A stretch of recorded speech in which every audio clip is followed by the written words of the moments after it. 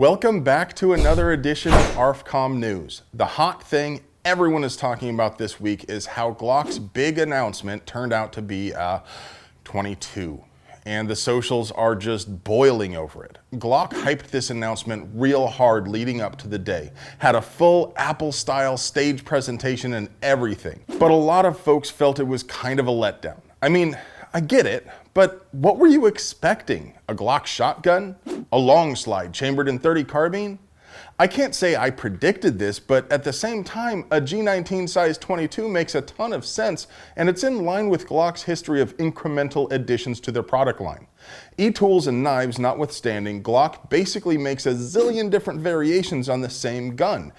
And when is the last time you saw Glock announce a new product that was really a big departure from the rest of their line? The MSRP is supposed to be about $400, so substantially less than a real G19, and obviously 22 long rifle is still a lot cheaper than 9mm, even though prices never fully recovered from the great ammo panic of 2008.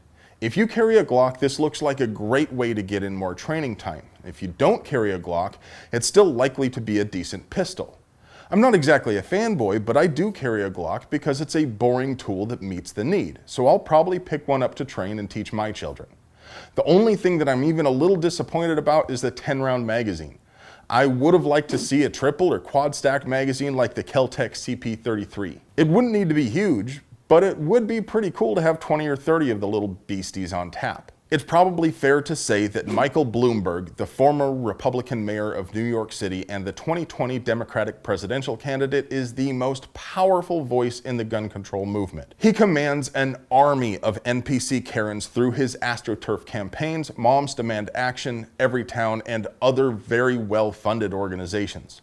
With nearly $56 billion of personal wealth, Bloomberg is a financial 800-pound gorilla. This vast wealth allowed him to spend double what the NRA spent in the 2018 midterms.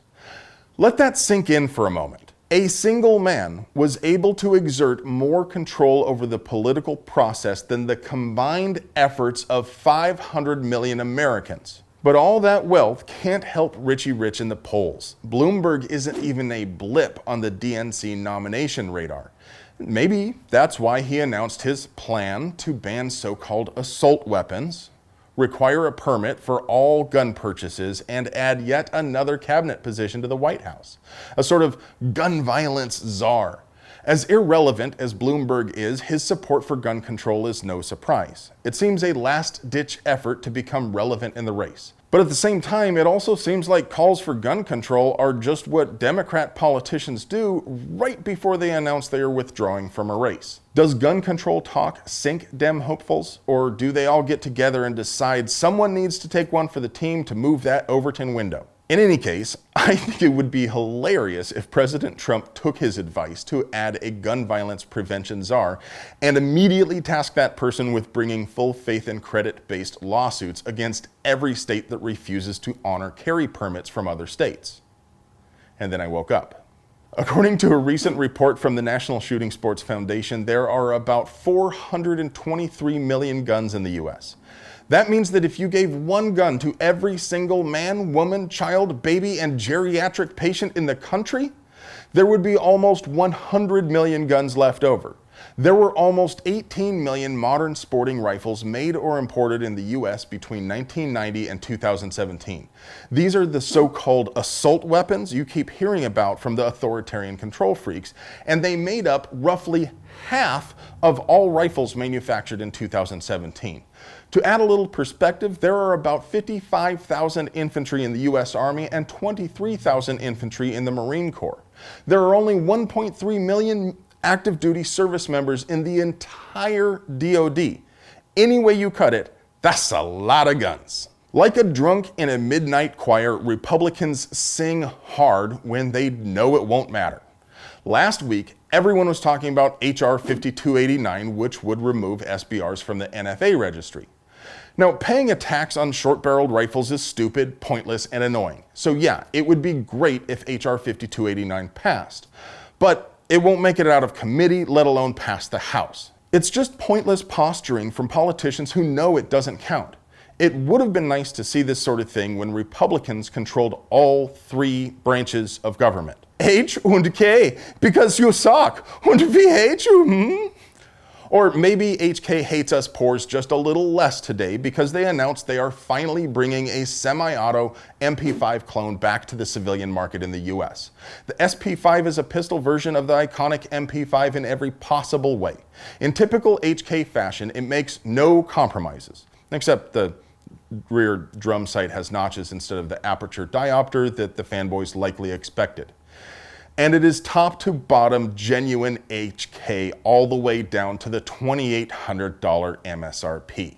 I don't know what police departments paid in inflation-adjusted 80s bucks for the OG MP5, but it can't have been anything close to that price, or the MP5 just never could have become the ubiquitous icon that it was, right?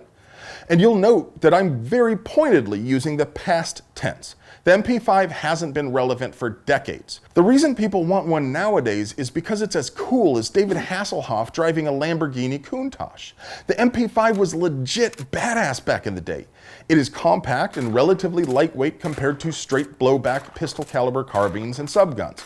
It was also more accurate than open bolt SMGs, and I have to say that it's ridiculously flat shooting even on full auto. The recoil is extremely manageable even for a 9mm. But the world moved on and submachine guns aren't really used nearly as much anymore. If you do need one, there are better submachine guns available. No, the only reason for a private citizen to buy an MP5 is just because it's rad. And I'm sure there will be no shortage of people who think that it's at least $2,800 worth of rad, at least when it first becomes available.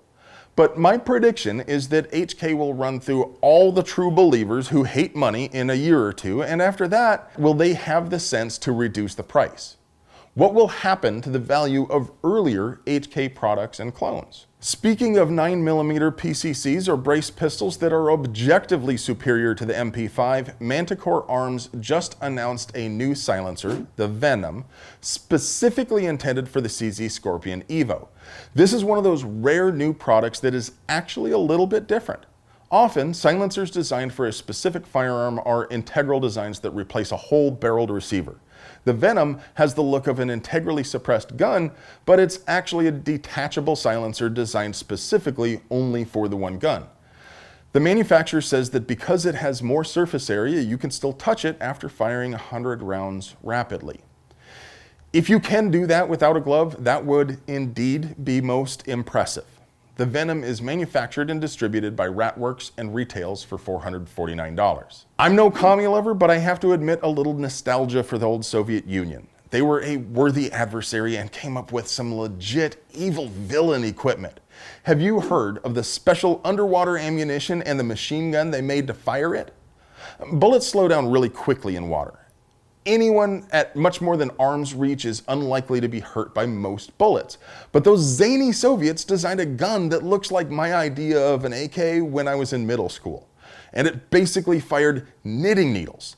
As dope as that was on its own, it would have been more cool if there was some kind of special bullet that could do that in an existing standard cartridge. But surely, you say, such a thing would be mere fantasy. A company called DSG Technology claims to have created just such a product in 7.62 by 51mm. And according to DefenseOne.com, SOCOM has procured some projectiles for testing.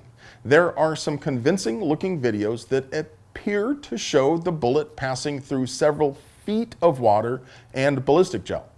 If it sounds like I'm skeptical, that's only because I am. I'm no geographist, but the concept looks perfectly sound to my uneducated eye. However, extraordinary claims often end in disappointing reality. Maybe I can get a hold of some for testing.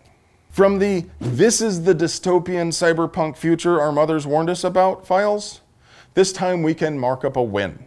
A judge in Washington recently ruled that Charles Donnelly was wrongly deprived of guns when he posted a joke about the Joker movie.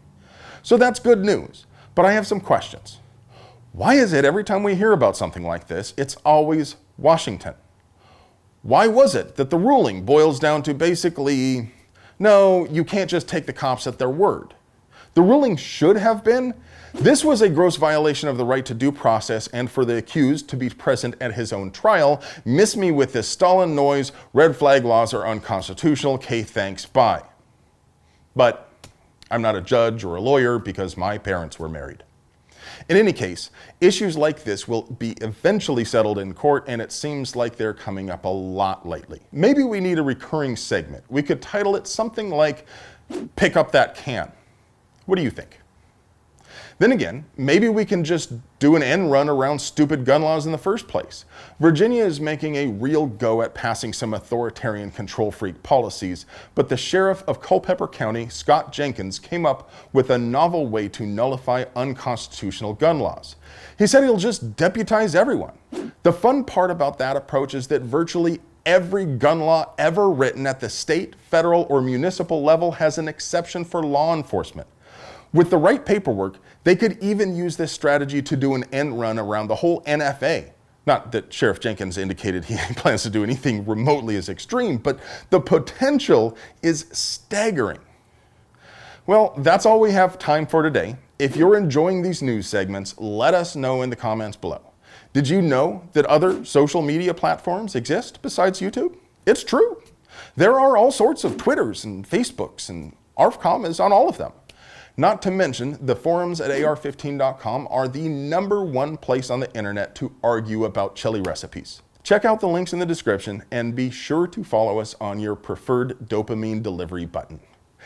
If you have a hot lead for a story and you want us to cover it, drop it in one of our social pages. And of course, your participation here by liking, sharing, and subscribing helps us keep going. We're grateful for your support. Live long and prosper.